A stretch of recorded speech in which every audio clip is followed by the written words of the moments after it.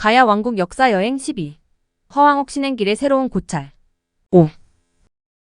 지명의 내로의 이전 비정 이후 명월사와 왕후사의 위치. 능연. 능연은 공주가 먼 항해의 무사한 착에 대해 산령에게 비단바지를 패백했다는 곳인데 헌공의식을 거행할 만한 공간이 확보되어야 하는 곳이라야 한다. 승점은 고개라 할 수 있는데 공주가 가마에서 내렸다면 당연히 산령에게 패백하기 위해서 가마에서 내린 곳, 그 내린 곳은 전망이 트이고 자신의 배가 잠시 되었던 유주지도 잘 보이는 승점이고 주변에서 가장 높은 산인 보배산도 잘 보이는 곳일 것이다. 현화점이 언덕 고개라는 같은 의미로 쓰이고 있음을 고려한다면 능연이 곧 승점으로 보여진다. 이러한 사정을 감안하면 가주동 374번지 일대가 곧 승점이자 능연이다. 공주가 오기 이전에 승점라는 지명이 있었기에 수로왕이 신기관에게 승점으로 가라고 하였고 공주가 비단바지를 산령께 패백한 이후 승점은 능연으로 바뀌었을 가능성이 짙다. 왜냐하면 비단바지를 벗은 높은 언덕을 나중에 능연이라 했기 때문에 곧 승점, 고개, 능연은 동일한 지점으로 볼 수 있다. 유궁. 유궁은 장막궁전이라고도 한다. 수로왕이 공주를 맞이하기 위해 종궐 서남쪽 60보쯤 아래에 만든 임시 장막궁전이다. 공주의 환영사절 거절에 당혹스럽기도 한 수로왕이 아랫사람들을 인솔하여 지었는데 종궐 아래 서남쪽 산의 가장자리 상기슭이다. 종궐에서 조금 떨어져 상기슭의 공간이 바로 이 유궁이다. 가야시대 고 김해만의 지형을 고려한다면 당시 물이 들어왔던 주포마을의 중앙쯤에 종궐 서남 60보 아래 상기슭에 유궁이 있었다고 보아진다.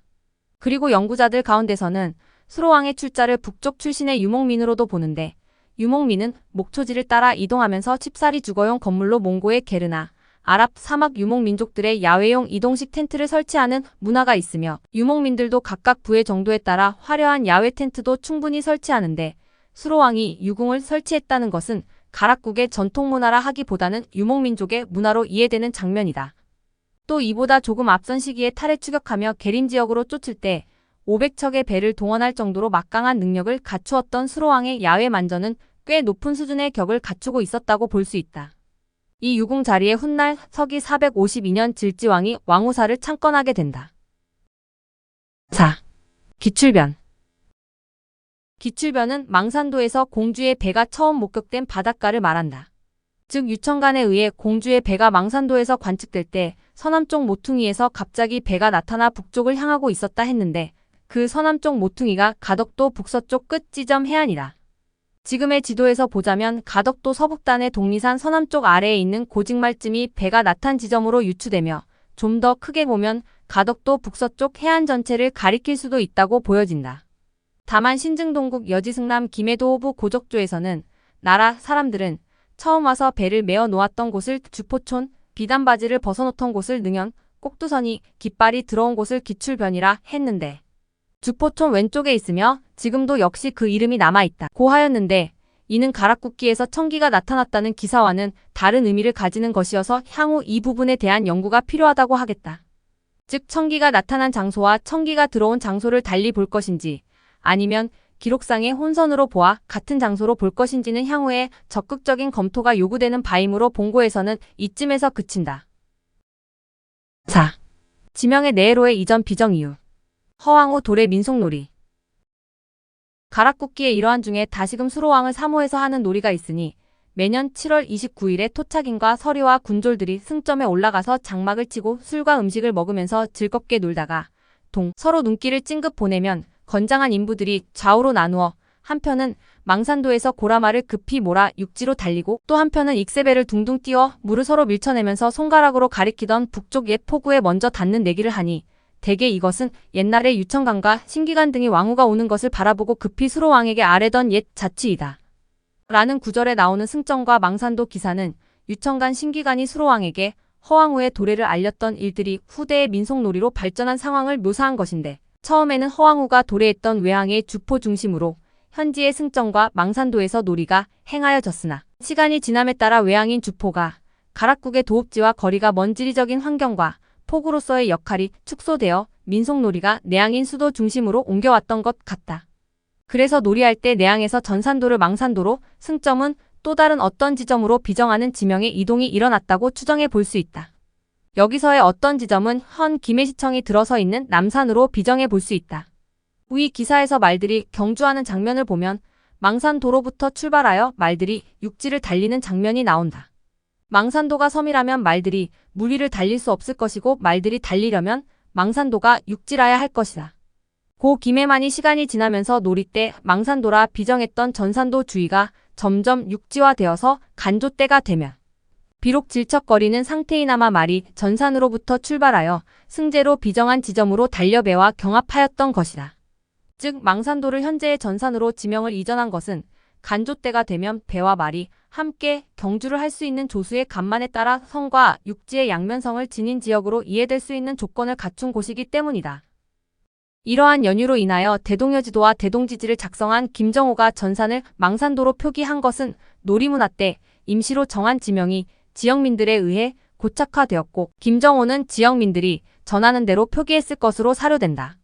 다만 이러한 전후의 사정에 대한 문헌이나 구전이 없어 이후 연구자들이 도래 경로에 대한 혼란이 일어났던 것이다. 5. 명월사와 왕우사의 위치. 1가 명월사. 김해 명월사 사적비의 명월사는 김해부 남쪽 사십리에 있는데 절이 있는 곳은 수로왕이 창건한 바이다라고 되어 있다. 또 수로왕과 허왕우가 이 산에서 만났다고 기록되어 있다. 또 이 사찰이 있는 곳은 높은 언덕 아래 동남쪽을 향해 있으며 라고 되어 있다. 그리고 수로왕이 세자를 위해 지은 신국사는 산 서쪽 벼랑에 있고 허왕우를 위해 지은 진국사는 산 동쪽 골짜기에 있으며 자신을 위해 지은 흥국사는 산 가운에 있으니 곧 이 절로서 명월사는 옛 흥국사와 같은 절이라고 하고 있다. 허왕우가 살령께 감사하다고 비단바지를 패백으로 드리니 산 이름을 명월이라고 하고 세 곳에 절을 짓도록 했다고 기록한다. 이 내용으로 보아 현재 보배산이 명월산이다. 고 지도에도 명월산으로 표기된 적이 있으며 지금도 보배산 옆에 봉우리를 명월산이라 하는 것을 보면 보배산과 명월산은 동일한 지명이다. 이 보배산이 김해 남쪽 40여리에 있으며 산 언덕 아래의 중앙에 명월사가 있었다고 보아진다. 삼국유사 가락국기조에 보면 가락국 제8대 질지왕 2년 서기 452년에 수로왕과 허왕우가 합혼한 곳에 절을 세워 왕우사라 했고 삼국유사 금관성 파사석탑조에 보면 제8대 질지왕 2년에 그 지역에 있는 절은 그대로 두고 또 왕우사를 창건하여 라고 한 구절을 보면 왕우사 이전에 절이 또 하나 그곳에 있다는 뜻이 된다. 이것으로 보아 김해 명월사 사적비에서 이야기한 세 절 중에 가운데 절이 흥국사이고 그것이 훗날 명월사가 되었으며 나중에 제8대 질지왕 시대에 허왕우를 위해 왕우사를 지을 때까지도 명월사가 그곳에 있었다는 말이 된다. 명월사 사적비와 파사석탑조에서는 수로왕이 자신을 위해 지은 절이 보배산 중앙에 있었고 후손 질지왕이 수로왕과 허왕우가 합혼한 곳인 유궁자리에 왕우사를 지었다고 기록되어 있다. 그러나 세월이 많이 흘러 명월사는 왕우사 폐사 이전에 폐사된 것으로 보여진다. 왜냐하면 서기 452년에 왕우사를 창건하고 나서 500년이 지난 시점에 장유사를 창건하는 서기 952년에 왕우사를 폐사하는 당시에 주위 다른 절에 대한 언급은 보여지지 않기 때문이다. 왕우사가 폐사될 때 사찰의 흔적이 될 만한 것은 전혀 없도록 창고와 마국간으로 사용해 버렸고 지금 현재는 사찰이 있을 만한 곳에 주거지가 들어서 있으므로 옛 명월사의 흔적은 찾아보기 어렵게 되었다. 그러나 보배산 현장 답사 중에 이전에 폐사되었다던 산 서쪽의 신국사와 산 동쪽의 진국사에 대한 것으로 간주되는 말을 주포 마을 주민들로부터 들을 수 있었다.